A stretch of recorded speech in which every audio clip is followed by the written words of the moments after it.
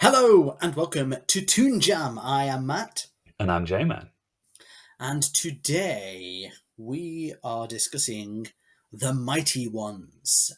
Yes, everyone's favourite type of one, the Mighty One. Um, if you've not heard of this show before or seen it, let me give you a bit of information about it before we begin. The Mighty Ones is an American animated television series produced by DreamWorks Animation Television and created by Sunil Hall and Lynn Naylor. You may recognize the name Lynn Naylor. She has worked on shows such as Super Robot Monkey Team, SpongeBob SquarePants, Powerpuff Girls, and Ren and Stimpy. She is Oh. also a co-founder of the studio Spunko, Oh. well known for their Ren and Stimpy ties, Mm. and so on and so forth. So quite a big name on the American animation scene Mm. there. The show, The Mighty Ones, premiered on 9th of November 2020 on Peacock and Hulu. It was renewed for a second season, which was released on July the 1st, 2021. It is the first and so far only TV series produced by DreamWorks Animation Television Series since their rename to be completely original material and not based on any pre-existing property. Mm. So there you go. So it's a fresh one. Yeah, pretty fresh for the company. There's two series with a total of 20 episodes or 40 segments. And it was originally pitched to Nickelodeon. Oh, And there you go, who said no. shady. So there you go, interesting stuff. Mm. Um, it doesn't have a Rotten Tomatoes review, unfortunately, Ah. of any kind, audience or Oh, really? amateur. Yeah, nothing Nothing. to go by. Zero tomatoes. Yeah, it's on there. It's just got no reviews. Mm. However, we do have our trusty IMDb rating with a total of Mm-hmm. Mm-hmm. 106 ratings. Okay. So pretty low number considering. Yeah. However, that's I guess in a way some sort of clue for you when you are guessing the IMDb rating. And I guess 7.4. That's my guess. Oh, 7.4. oh, it is 7.3. Ooh. Very close indeed. That's So good. interesting. Yeah. Okay, well, I'm going to give you that one. That's another win. Cheers, Another tick cheers. in the box there for you. Getting pretty good at this. Okay, well, what about Twitter? What has Twitter got to say? Yeah, a handful of Mighty Ones fans on the old Twitter. We've got Jake Strick, who says, The Mighty Ones is the best new TV show I ever seen. Um, Still for, that for, Southern American accent there yeah, he very applied. much on purpose omitted the V there. So, I assume that's how it was. He wanted it to be said. It says, Yeah. four main characters, all dumb. Watch it. So, What a review. yeah. So not bad on that Yeah. one. We've got the Nazaro, who says, The Mighty Ones is one of the most underrated shows today. It Mm. is so cartoony and funny. I mean, you can't argue that it's cartoony Mm, with yeah, it being a cartoon. yeah. But it is, jokes aside, yeah, I'd agree with that. It's pretty cartoony. It's classic. I mean, you can see why it was pitched to Nickelodeon. Yeah. Just to put Uh, it there for you. thanks, Nazaro. And then Mm. finally, we've got Charlie P. Gavin, um, who says, You should watch The Mighty Ones on Hulu to see whether or not they die in the last episode.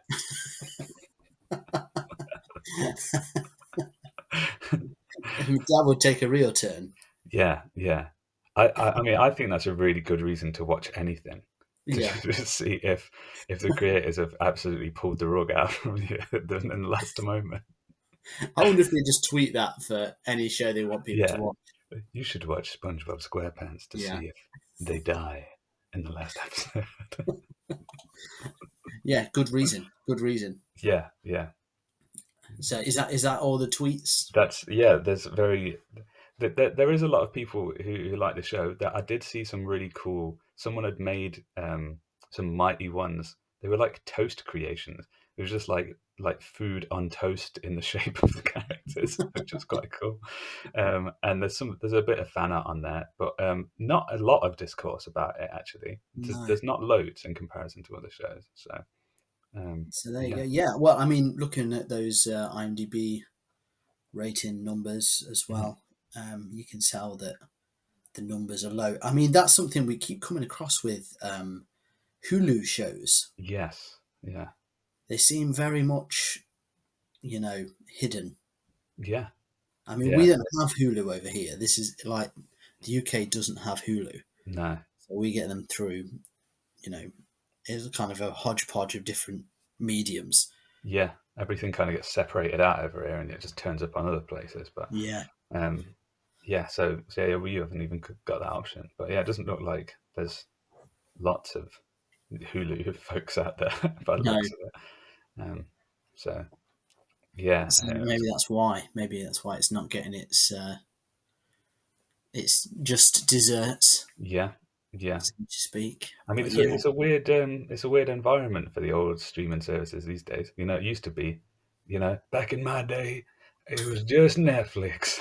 We just had the old Netflix, and now obviously there's pretty much one for every IP now. It's yeah, like like every show has its own yeah, every streaming streaming service. service. Yeah, Yeah, yeah. I'm amazed at.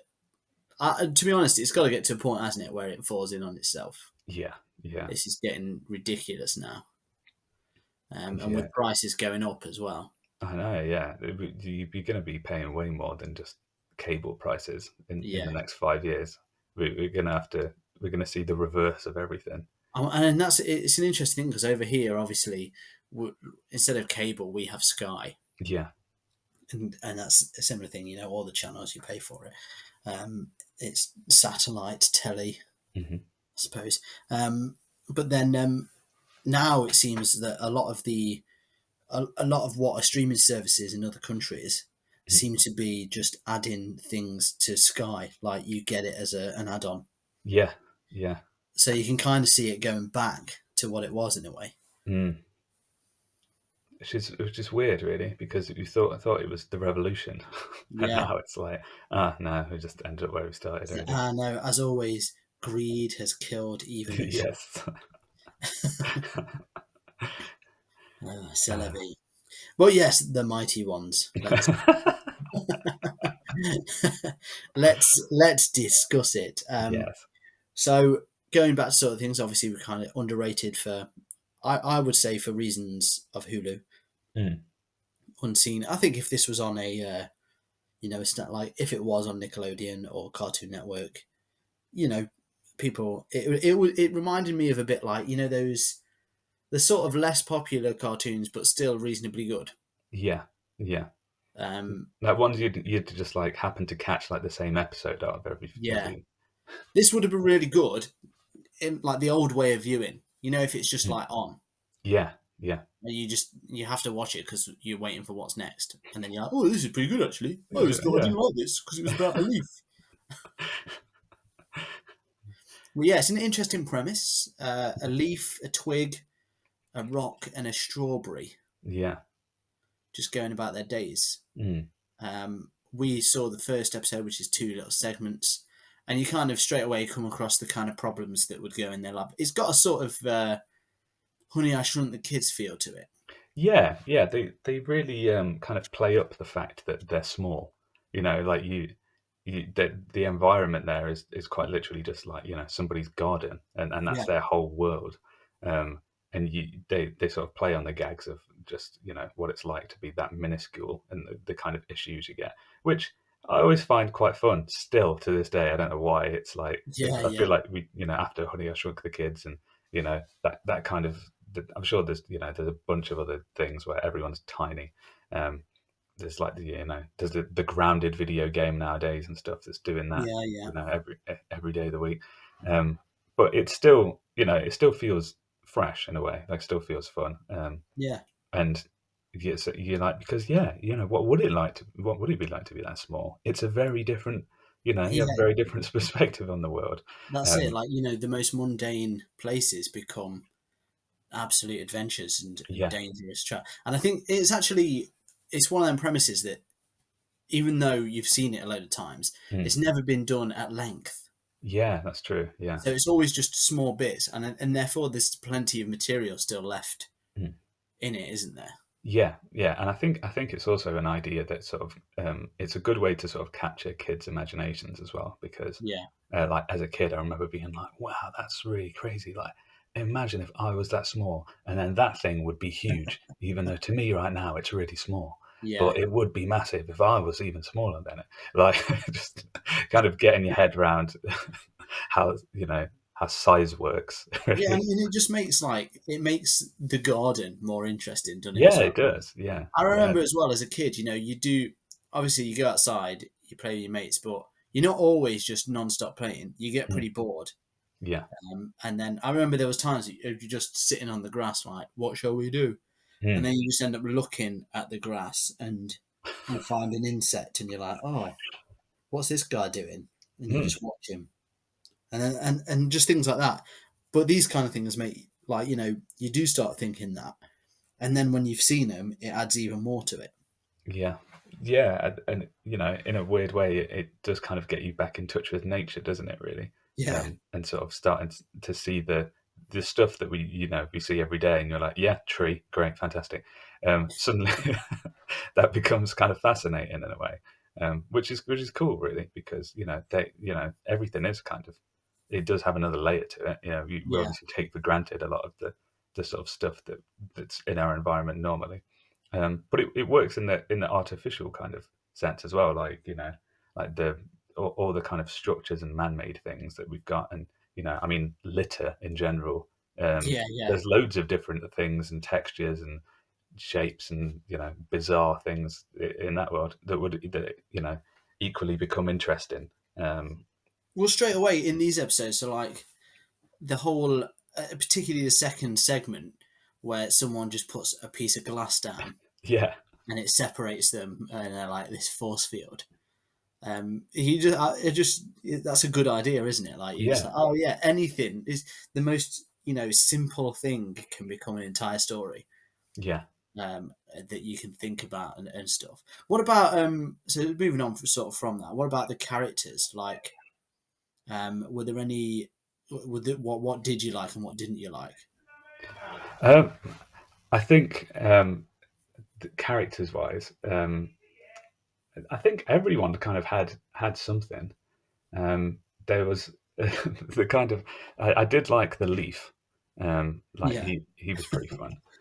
Like, it's just very, I think they did a good job of sort of like trying to sort of sync their, what they actually were with their sort of yeah, personality, because he was very breezy, very calm, yeah, yeah. very very loose. Also, Um, he was quite like he was constant. It was like he was constantly tripping out. yeah, yeah, Like, I guess that was a marijuana leaf reference that yeah, you wouldn't necessarily pick up on as a kid, but it's got that classic. When you're watching it when you're older, you can kind of make that link. yeah. Oh yeah, definitely. There's no specific reference, so you don't have to worry about your kids seeing it. That's it. Yeah, but it's it's there. Yeah, yeah, It's there for the 420 crowd. They'll love it. um, yeah, he was pretty fun. But I think, I guess the rock character was kind of like the main one, and seemed pretty sort of tenacious, and was kind of yeah, like getting stuck into it, and she was quite fun. So yeah, I think in the first one she seemed like the one to go for, just because she seemed to kind of have an idea of how everything worked, and yes. everyone else was just completely clueless. Uh, so, and I mean, it worked in the framework of the episode. It was quite funny that she was just, left at the bottom of a puddle or whatever, and Yeah. with no help whatsoever. So, um, And I liked the way. At first, I was a bit like, so that kind of episode. It was clearly the first episode mm, because they were trying to explain the characters in a way that was a little bit on the nose at times, yeah, and it was almost like they were saying their traits. Um, Once they'd done that and got over it, mm, then it kind of it flowed. yeah, yeah, But that did wind me up a little bit. However, as it went on, I quite enjoyed it. I liked that the leaf and the twig were brothers. yeah, yeah. That was It cool. was pretty funny, and I mean, I guess the strawberry's just ridiculous character. Yeah, yeah, I don't really know what the link with the strawberry and the character was, but it worked. yeah. It wasn't a problem. No, That's all. yeah. I liked when she started to go a bit wild. That was quite fun. Yeah, Yeah. I mean, I mean, the whole second episode where they're trying to eat Mm. did make me sort of think, would these guys need to eat? Yeah. Yeah. Do rocks eat? Yeah, it really like like what's the real weird bit in this episode? Yeah. I mean, Um, science just doesn't have all the answers sometimes. yeah. We still don't know if rocks eat or not. That's the jury's still out on that one. I'm sure research is getting funded as we speak Oh yeah. into whether rocks eat. But Someone's feeding their pet rock yeah, yeah. nonstop. What about the art style? Yeah, that's definitely something you notice when Yeah. you as soon as it begins, is that there's something a little bit different that they're doing here. There's so much texture, isn't there? Really, Mm, to the sort of backgrounds and the environments. Like it almost looks like everything is kind of dirty, like yeah. kind of gritty and just like greasy. And there's a lot kind of going on with the environment. I But thought that I was quite know, but cool. like meanwhile, the actual style Mm, against that is like super cartoony, yeah, yeah. light and breezy as well. So it's not like you know you're not watching Spawn, No. but it's still got that cartoon. It did remind me a bit of sort of that. It was kind of like the last sort of generation of cartoons before before Adventure Time hit and it Mm, changed everything. Kind of that like Flapjack. yeah. Um, what's that? The other one. It was always on around the same time. I can't. Is it Chop Suey or something? Oh, Chowder. Chowder. Yeah, yeah, Yes. Yeah. yeah. It had that look to it that really felt familiar, as well as being a sort of new take on it. Yeah, yeah. Chowders, that they had that thing where the textures were kind of static, weren't they? And so as the Yeah, characters kind of moved around, like you could see that they were almost just like moving around like a grid of whatever that was. And yeah, that was like really visually fun.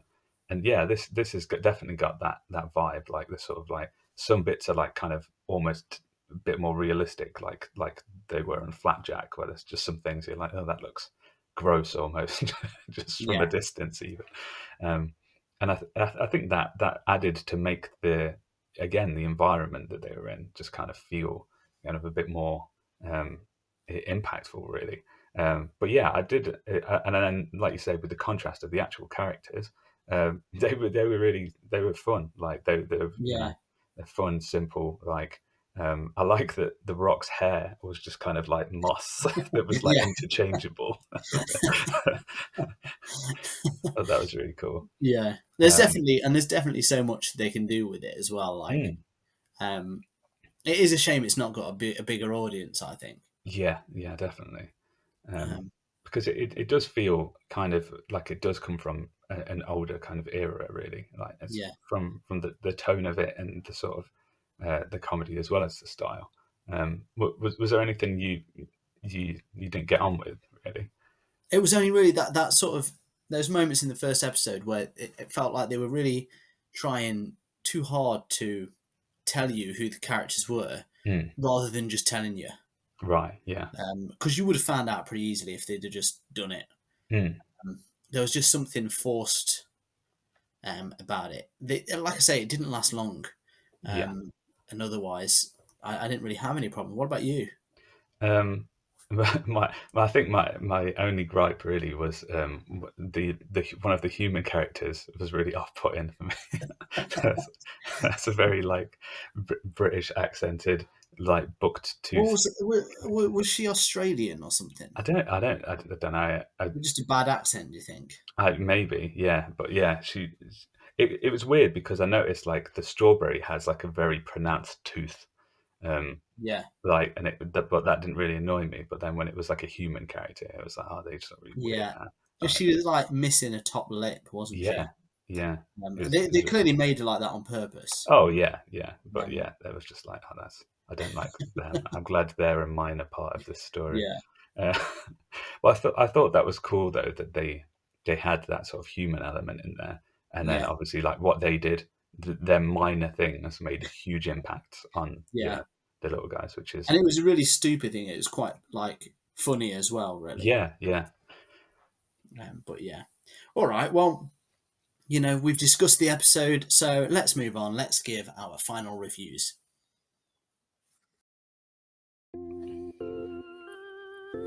Hi, my name is Alistair Smythe from TV's Spider Man, and I'm here to tell you about our brand new product, Alistair Smythe's Rock Food. That's right, food for your rock. Mr. Smythe, I think my rock hasn't had his breakfast. Do you do a small meal version of your rock food? Sure we do. That's called the Smythe Rock Snack. All rocks need snacks. Snacks are important for a daily calorie amount for a rock. They need breakfast, they need lunch, they need dinner, they need supper, but they also need snacks in between.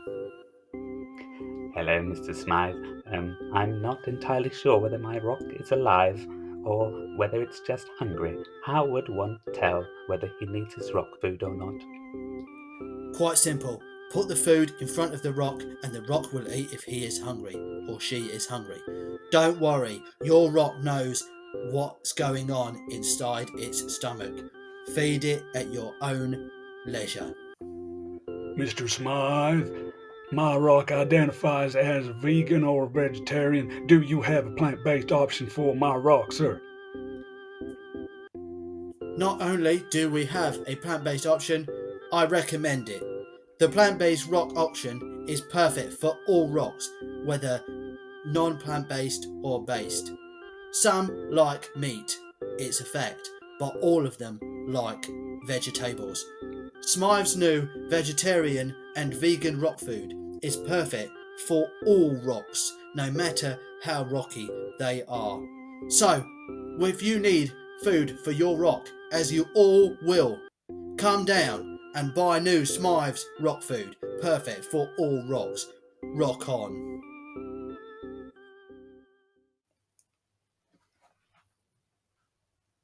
Okay, so here at Toon Jam, we have a 3-point rating system that goes as follows: thumbs up, interchangeable moss hair.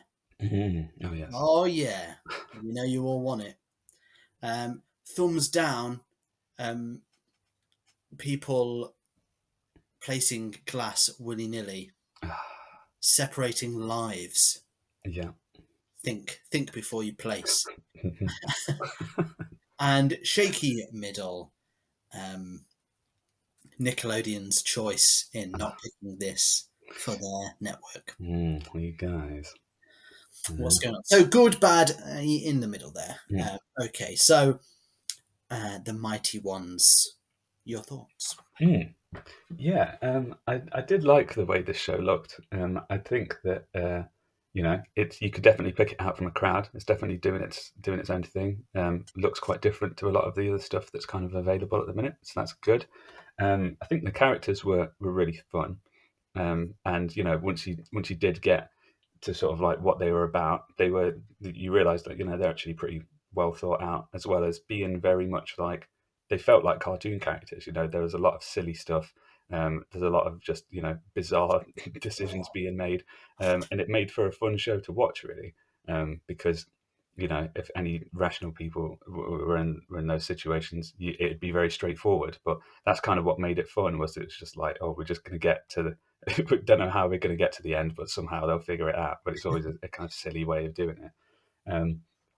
And yeah, it did kind of bring back a lot of that stuff of like, oh, the sort of the world of microorganisms and mini beasts and stuff. That is quite fun actually, and it does still feel quite unexplored.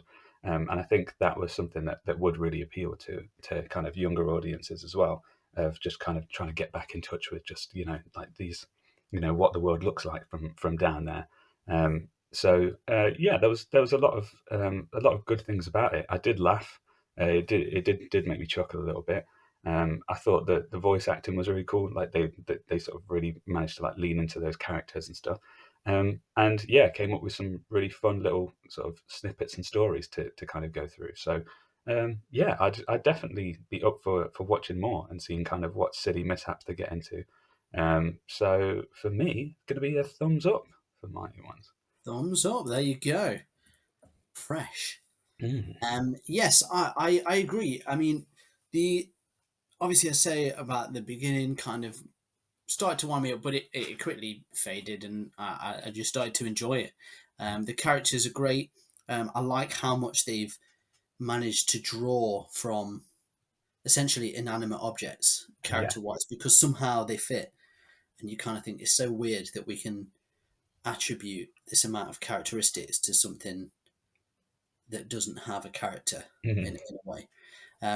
I liked all the little bonus characters, not just the people, but there's like ladybirds and snails or Mm, ladybugs if you're American, things like that that are just kind of, I don't know, just added to the overall feel of it. That and like you say, that that miniaturism mm, is such a cool little thing and works so well for a cartoon. The only thing, and we didn't really discuss it before, but that I don't get, and I guess kind of a size reference, but the name, the Mighty Ones, mm. doesn't. I don't really feel it fits. Yeah, I don't know where that comes from really. Um, I don't know if it's because they're tiny, but mighty doesn't necessarily mean big. Mm. So yeah, that's kind of a drawback, but it doesn't affect the overall show. So yeah, I too am a thumbs up. Ho ho ho! There we go. Two two freshy thumbs up. Look at that. Look at this. We're getting good, which is good because the last Hulu entry was two thumbs down. Crossing Oh, swords. yeah. So, So yeah. there we go. But we're not the only ones with opinions. Maybe you disagree with us. Maybe you think, "What are you on about? That was a load of rubbish." Or maybe you're like, "Oh, you didn't do thumbs up enough," even though it's two thumbs. Yeah. Well, you can let us know on the three um, minuscule rocks of the internet: Facebook, Instagram, and Twitter at Toon Jam Pod. So please do get in touch. I know we don't always get it right. You don't always agree with us, so it's always nice to have a little conversation about that, or just say hi. Yeah. If you like the show, please feel free to rate and review us, or better yet, just share it with someone. Mm, Tell someone else about us. We also have extra content over on our Patreon page. mhm. Again, you'll find us at Toon Jam Pod, and if you want to find our older episodes, uh, then you can find them over on YouTube. Otherwise, as always, I just want to say thank you for listening. And until next time, you stay jammy. Hey everyone, thank you for listening. If you want to help the show keep going, you can be extra jammy by heading over to our Patreon page at patreon.com/toonjampod. Here you can get a shout out on the show or unlock bonus episodes. Ratings and reviews anywhere you listen to the podcast also really help us out. So thank you and stay jammy.